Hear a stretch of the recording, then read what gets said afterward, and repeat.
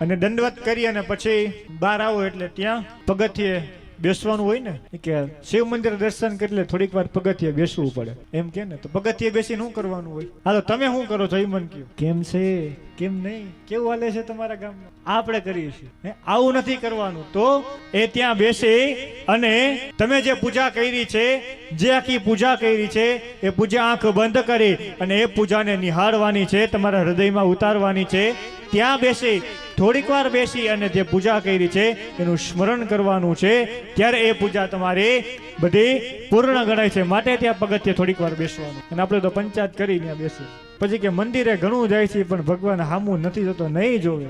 આવી રીતે તમે શિવજીની પૂજા કરો, શિવાલયની પૂજા કરો તો તમે જે માગશો એ 30 દિવસમાં 31મા દિવસથી તમે જે માગશો ને એ પુણ્ય મળવાનું તમને શરૂ થઈ જશે.